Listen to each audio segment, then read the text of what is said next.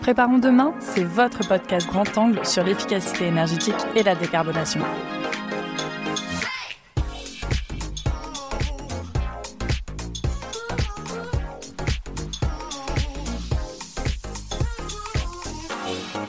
Bonjour à toutes et à tous et bienvenue dans ce nouvel épisode de Préparons demain. 280 millions, c'est le chiffre du jour, 280 millions de mètres carrés. Eh bien, c'est la superficie totale des bâtiments publics gérés par les collectivités territoriales en France. C'est un patrimoine qui est souvent ancien, énergivore et coûteux. Chaque année, ce bâti génère une facture énergétique avoisinant les 3 milliards d'euros. C'est un poids énorme dans le budget des communes. Alors, aujourd'hui, une question cruciale se pose. Comment réduire durablement l'empreinte énergétique de ces bâtiments, tout en respectant des contraintes budgétaires et techniques de plus en plus fortes? Eh bien, face à ce défi, la rénovation énergétique des bâtiments publics est devenue une priorité nationale. Depuis 2018, le gouvernement a lancé un plan ambitieux pour inscrire les collectivités dans une démarche structurée de transition énergétique. Vous pourrez d'ailleurs découvrir le plan de rénovation énergétique des bâtiments en ressources de l'épisode. Et d'ailleurs, pour soutenir cet élan, le programme ACTE, Action des collectivités territoriales pour l'efficacité énergétique, qui est coporté par la FNCCR, la Fédération nationale des collectivités concédantes et régies, a pour mission d'accompagner concrètement les collectivités dans le lancement de leurs projets de rénovation, en leur proposant des outils et des financements adaptés. Alors, dans cet épisode, je vous propose de faire le point sur les marchés globaux de performance énergétique à paiement différé, que l'on appelle aussi les MGPEPD, et explorer comment l'appel à projet AMOCPE aide les collectivités à se saisir de ce dispositif. Et pour parler de tout ça, j'ai le plaisir d'accueillir Antonin Bell, qui est chef de projet outils contractuels et financiers pour la rénovation énergétique au sein d'ACTE. Bonjour Antonin. Bonjour. Merci d'accepter de répondre à quelques questions aujourd'hui. Alors, on va commencer par préciser que dans ce podcast, il va y avoir pas mal de sigles, donc sigles qu'on va expliquer à chaque fois. Et on va pouvoir enchaîner avec ma première question.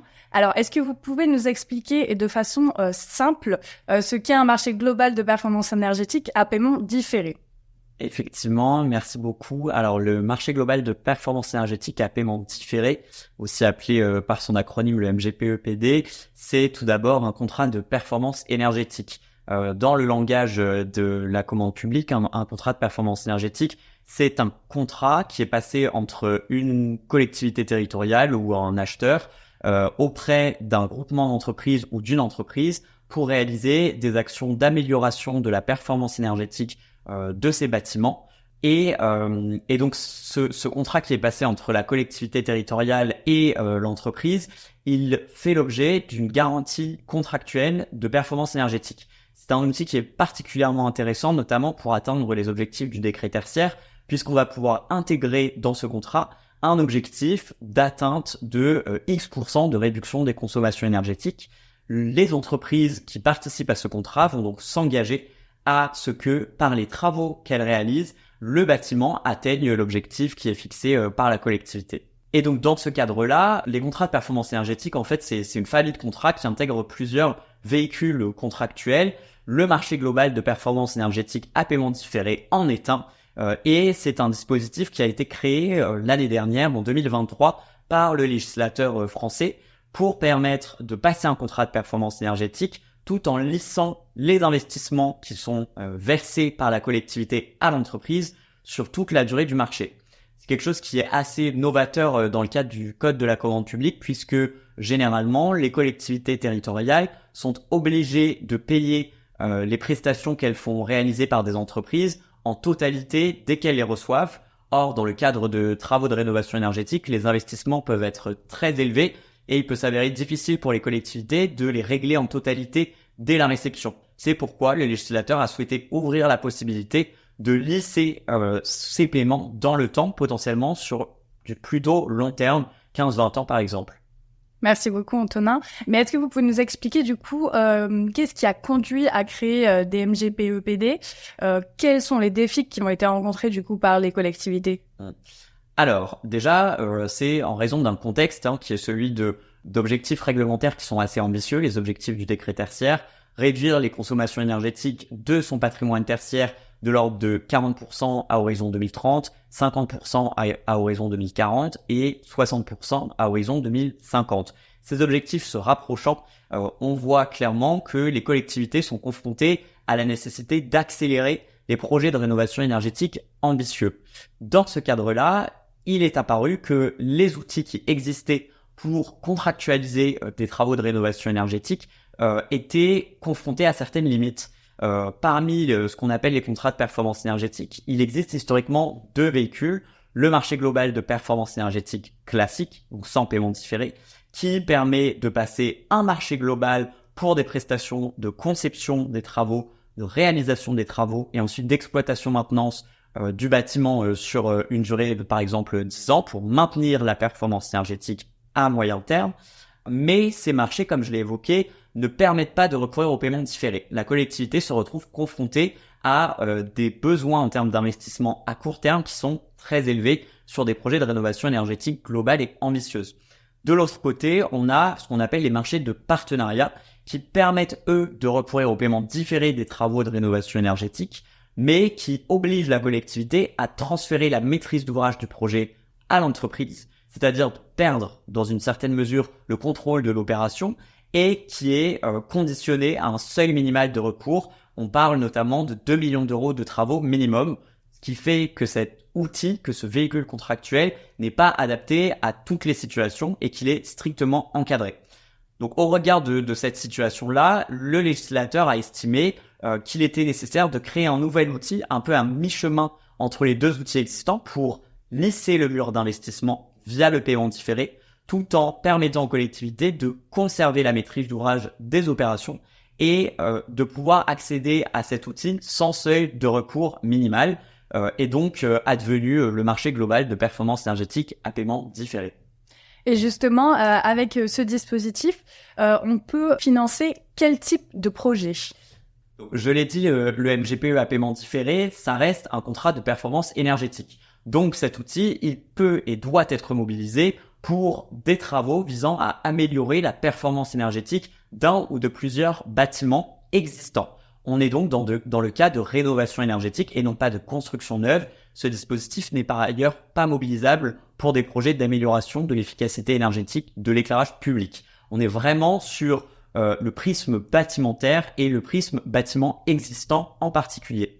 Par ailleurs, il peut permettre d'accompagner des projets, a priori plutôt de rénovation globale, intégrant des travaux sur l'enveloppe, donc tout ce qui peut être l'isolation thermique des bâtiments, les menuiseries, etc., mais aussi un travail sur le remplacement ou l'optimisation des systèmes, par exemple de chauffage, pour intégrer des solutions décarbonées. Merci beaucoup Antonin pour cette réponse. Alors, on va parler un petit peu de l'appel à projet AMO-CPE. Alors, c'est un dispositif qui est relativement récent. On va y revenir en détail juste après. Mais est-ce que pour commencer, vous pourriez nous expliquer comment l'utilisation des MGE-PEPD a mené à sa création et en quoi ces deux dispositifs se complètent pour répondre aux besoins des collectivités ? Effectivement, alors ce que j'ai pas encore évoqué à ce stade, c'est que le dispositif du marché global de performance énergétique à paiement différé, c'est un dispositif qui a été introduit l'année dernière à titre expérimental. C'est-à-dire que le législateur laisse 5 ans aux collectivités et à l'État pour se saisir du dispositif, l'expérimenter, suite à quoi un rapport d'évaluation sera remis au Parlement pour juger du succès ou non de l'expérimentation et de son éventuelle reconduction. Dans ce cadre-là, le dispositif étant à la fois nouveau et expérimental, les collectivités ont besoin d'accompagnement pour s'en saisir puisqu'il n'existe pas de retour d'expérience sur ce véhicule en particulier. C'est pourquoi le programme Acté et l'ADEME ont décidé de porter conjointement un appel à projet qui vise à financer l'accompagnement auprès des collectivités pour évaluer l'opportunité du recours au MGPE-PD. On a donc décidé d'ouvrir cet appel à projet aux collectivités territoriales souhaitant réaliser des contrats de performance énergétique et qui doivent, pour ce faire, s'adjoindre les services d'une assistance à maîtrise d'ouvrage, c'est-à-dire un prestataire extérieur qui va les appuyer et fournir l'expertise qui est requise pour le montage de ces marchés, à la fois technique, juridique et financière. Donc, tout l'enjeu aujourd'hui, c'est de pouvoir financer cet accompagnement, que les projets se déroulent de manière sereine et de manière efficace, mais c'est aussi de bénéficier de retours d'expérience pour pouvoir ensuite permettre la bonne évaluation de ce dispositif. Alors, est-ce que vous pourriez d'ailleurs revenir sur les principaux objectifs de cet appel à projet ? Effectivement, alors les principaux objectifs de cet appel à projet, d'une part, c'est évidemment de financer l'accompagnement des collectivités avec 3 axes de financement. Le premier, c'est le financement de temps interne dans la collectivité pour qu'elle se structure, puisque c'est des projets qui peuvent être assez compliqués et qui donc à ce titre justifient d'une organisation particulière dans la collectivité pour le suivi et le montage. En parallèle, on finance également l'instrumentation, c'est-à-dire l'acquisition d'outils permettant de mesurer et de suivre les consommations énergétiques du bâtiment. Et enfin, et c'est la clé de voûte du financement de cet appel à projet, l'assistance à maîtrise d'ouvrage, l'accompagnement de la collectivité par un prestataire expert qui va l'aider à naviguer dans cet outil, en évaluer l'opportunité et ensuite préparer et l'accompagner dans la procédure de passation du marché. Ça, c'est le premier objectif. Le second, c'est de permettre de faire se dégager des retours d'expérience concrets de cas d'usage d'utilisation du MGPE-PD. C'est un objectif d'intérêt général puisque aucun retour d'expérience n'existe à ce stade sur cet outil et donc il est nécessaire qu'on puisse tirer des recommandations, des exemples de freins à la mise en œuvre du dispositif pour pouvoir irriguer ensuite l'intelligence collective et faire en sorte que les acteurs puissent se saisir de cet outil de manière la plus efficace possible. Et puis enfin, il y a également une volonté forte d'irriguer, comme je l'ai dit, le rapport d'évaluation du dispositif pour permettre aux parlementaires de se prononcer sur une éventuelle reconduction ou non, voire une pérennisation de ce type de contrat de performance énergétique. Vous avez évoqué quelques outils dans la réponse précédente. Est-ce que vous pouvez nous parler des autres outils qui ont été développés justement pour accompagner les collectivités ? Tout à fait. Effectivement, cet appel à projet AMO-CPE, il s'intègre dans la continuité d'une démarche partenariat qui a été impulsée mi-2023 à la suite de la promulgation de la loi qui ouvre justement la possibilité de recourir au MGPE-PD. Le ministre de la Transition écologique de l'époque, monsieur Christophe Béchu, a missionné le CEREMA aux côtés d'ACTE et de l'ADEME dans le cadre d'un groupe de travail partenarial de construire des outils opérationnels permettant aux collectivités de se saisir plus facilement du MGPE à paiement différé. Dans le cadre de ce groupe de travail, ont donc été co-construits à chaque étape du parcours des outils permettant justement de simplifier le recours à l'outil. On a donc pu aboutir à la création d'une fiche de décryptage réalisée par le CEREMA pour comprendre les subtilités de l'outil et une présentation générale de celui-ci. Ensuite, mettre à jour le cahier des charges pour des prestations d'assistance à maîtrise d'ouvrage en matière de CPE qui a été publié par l'ADEME et mis à jour dans ce cadre. Et puis enfin, le closier MGPE à paiement différé d'ACTE, c'est-à-dire qu'on a publié un kit juridique de pièces de marché pré-rédigées. Chaque collectivité qui souhaite donc passer un MGPE-PD peut récupérer ce kit juridique clé en main et disposer par ce biais d'une assistance à la rédaction de son marché. Avec ces outils, on a donc un parcours utilisateur de A à Z, permettant aux collectivités d'être outillées à chaque étape du parcours. C'est une véritable boîte à outils, hein. Les collectivités n'ont plus d'excuses à ce stade. Alors justement, si demain une collectivité souhaite répondre à cet appel à projet, par où elle doit commencer et quelles sont les conditions d'éligibilité et les critères de sélection les plus importants ? Alors, effectivement, cet appel à projet AMO-CPE, il est porté conjointement par ACTE et l'ADEME. À ce titre, d'une part, il est important de noter que pour être éligible, les projets doivent faire la preuve du caractère incitatif de nos financements. C'est-à-dire qu'on doit financer des projets qui n'auraient pas nécessairement pu émerger sans l'accompagnement financier que nous proposons. Donc, logiquement, on va financer des projets qui sont encore au stade de la réflexion ou en tout cas aux prémices de la démarche et pour lesquels le financement va permettre de réellement évaluer l'opportunité de recourir au MGPE-PD. On parle de phase amont, c'est-à-dire qu'on est vraiment au début du parcours de ces collectivités. Ensuite, les collectivités vont devoir mettre en œuvre, pour être éligibles, des projets qui intègrent forcément des travaux sur l'enveloppe. On ne voudrait pas, par exemple, voir émerger avec ces financements des projets visant simplement à remplacer un système de chauffage dans un bâtiment qui n'est pas isolé. L'objectif de notre appel à projet et de ces financements, c'est bien de pousser en faveur d'une ambition énergétique maximale et de projets qui sont globaux. Et donc, dans la continuité de cette philosophie, on financera également uniquement des projets qui visent à atteindre a priori plus que l'objectif des Crétaciens à 2030, c'est-à-dire moins 40% d'économie d'énergie pour aller au-delà de ce qu'exige la réglementation aujourd'hui.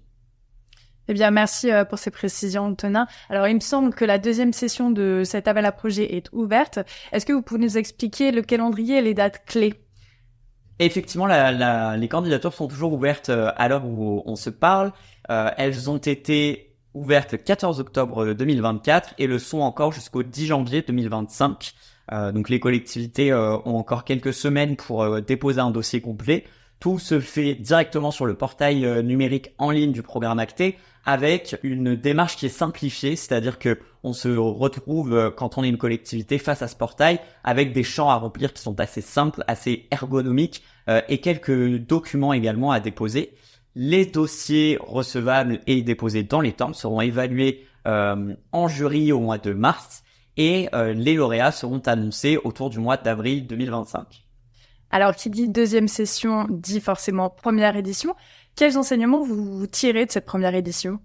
La première édition de l'appel à projet, elle nous a permis de sélectionner 14 projets lauréats qui sont de taille et d'ambition, de portée assez hétérogène. Ce qui est intéressant pour nous puisque l'enjeu derrière le rapport d'évaluation, c'est aussi de pouvoir tirer des retours d'expérience selon les différents cas de figure. Il y a des collectivités qui peuvent être plutôt rurales, des collectivités qui vont être plutôt urbaines, et puis on a également des établissements publics de coopération intercommunale, des départements, etc. Donc déjà, une grande hétérogénéité dans les types d'acteurs qui sont intéressés par l'outil. De manière générale, c'est un outil qui intéresse beaucoup, mais pour lesquels le manque de retour d'expérience constitue un frein. À ce titre, les collectivités qu'on accompagne ont conscience d'être des pionnières sur cet appel à projet dans le recours au MGPE à paiement différé. Et en vertu de cet élément-là, elles souhaitent faire du recours à cet outil des vrais projets de mandature avec des rénovations énergétiques qui sont très ambitieuses, à la fois par les objectifs qui sont poursuivis. On a plus de la moitié des lauréats qui visent plus de 60% d'économie d'énergie dans leur projet, ce qui est assez important. Et puis également en termes de périmètre, avec par exemple des projets visant à intégrer la rénovation énergétique de tous les collèges d'un département ou de CPE mutualisés à l'échelle de plusieurs communes d'un territoire.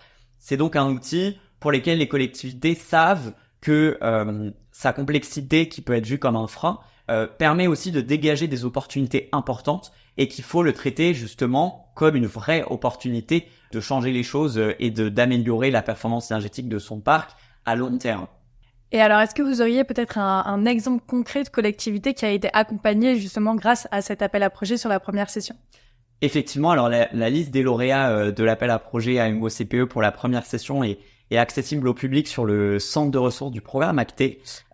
Quelques projets dont je peux vous parler, c'est par exemple celui du conseil départemental de l'Aveyron qui souhaite évaluer l'opportunité du marché global de performance énergétique à paiement différé pour potentiellement rénover la quasi-totalité de ces collèges, ce qui représente un projet phare de la collectivité et extrêmement ambitieux par son périmètre. On a également des territoires, je le disais, plutôt ruraux avec 2 communes de moins de 4000 habitants qui ont aussi été sélectionnés pour des projets de rénovation énergétique. Et puis, on a des projets portés par des établissements publics de coopération intercommunale qui visent par exemple la rénovation d'équipements sportifs qui accueillent des publics de l'ensemble de leurs communes membres. Donc, c'est des projets vraiment de territoire qui sont extrêmement intéressants à analyser. Eh bien, merci beaucoup. On va passer du coup à ma question suivante. Peut-être une question qui porte sur le futur. Comment vous voyez évoluer ces dispositifs dans les prochaines années? Oui, tout à fait. Comme je le disais, l'intérêt et la pérennisation éventuelle de l'outil sera évalué d'ici à peu près 3 ans. Donc, ça arrive très vite. Les premiers retours d'expérience, ils vont être vraiment décisifs pour cette évaluation et pour déterminer comment évoluera ce marché, est-ce qu'il va être reconduit tel quel, est-ce qu'il va faire l'objet de modifications, tout ça, pour l'instant, on n'a pas encore de visibilité là-dessus et ça dépendra notamment des retours d'expérience qu'on aura de ces 14 lauréats, primo-lauréats de l'appel à projet AMO CPE. En tout cas, ce qu'on note, c'est qu'il est nécessaire que les acteurs privés continuent à se mobiliser pour accompagner la connaissance qu'ont les collectivités de ce dispositif. Un des freins majeurs au recours à ce dispositif, c'est vraiment le manque de connaissance, le manque de compréhension, notamment du fonctionnement et des mécanismes financiers. Et puis également que les acteurs publics continuent à se structurer, que ce soit au niveau national, mais aussi au niveau local, notamment via les syndicats d'énergie ou les EPCI, pour pouvoir apporter l'information, assurer une plus grande lisibilité et une simplicité du recours à l'outil avec l'ingénierie dont ces acteurs disposent et qui est historique dans l'accompagnement de projets de rénovation énergétique de manière générale. Pour le mot de la fin, quel conseil vous donneriez aux collectivités qui hésitent encore à s'engager dans cette démarche ? Sur les conseils qu'on peut donner aux collectivités territoriales pour se saisir de cet outil dans les meilleures conditions, le premier conseil, c'est celui d'inscrire ces projets dans une stratégie patrimoniale globale. Ça vaut pour les MGPE à paiement différé a fortiori, mais ça vaut aussi de manière générale pour tout projet de rénovation énergétique. Avant de décider de recourir à cet outil, il est préférable que la collectivité connaisse son patrimoine et inscrit sa démarche d'amélioration et d'atteinte des objectifs du décret tertiaire dans une stratégie de long terme, par exemple via un schéma directeur immobilier énergie.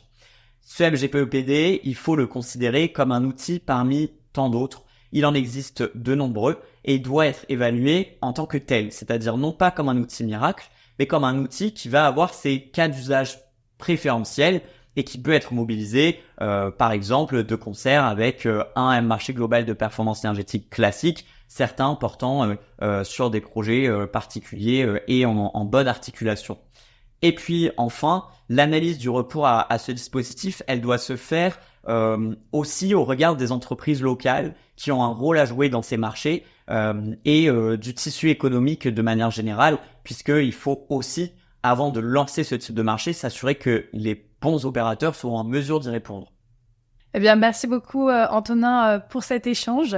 J'espère que vos conseils aideront certaines collectivités à sauter le pas et à envisager des actions adaptées à leurs besoins. Merci à vous. Eh bien, nous sommes arrivés à la fin de l'épisode et ce qu'il faut en retenir, c'est que les marchés globaux de performance énergétique à paiement différé sont un véritable levier d'action pour les collectivités qui veulent se lancer dans la rénovation énergétique de leurs bâtiments. Et pour celles qui hésitent encore, eh bien, le message est clair. Antonin nous l'a expliqué. Des solutions concrètes et accessibles sont à votre portée. Le programme Acté, avec ses outils et financements, est conçu pour simplifier vos démarches et vous accompagner à chaque étape. Alors, si vous êtes prêt à franchir le cap, rendez-vous sur la page internet de l'appel à projet AMOCPE pour vous inscrire à la deuxième session et démarrer votre projet de transition énergétique. Et enfin, je ne vous le répéterai jamais assez, pensez aux certificats d'économie d'énergie, car eux aussi, ils constituent également un levier financier précieux pour réduire le reste à charge de vos travaux de rénovation. D'ailleurs, si vous souhaitez approfondir vos connaissances sur ce sujet, nous avons enregistré un épisode dédié au C2E que vous pouvez écouter sur toutes les plateformes de diffusion. Je vous remercie d'avoir été une nouvelle fois avec nous pour cet épisode et je vous dis à très bientôt pour un nouvel épisode de Préparons demain. Si vous souhaitez en savoir plus ou écouter un autre de nos podcasts, rendez-vous sur certinergie.com.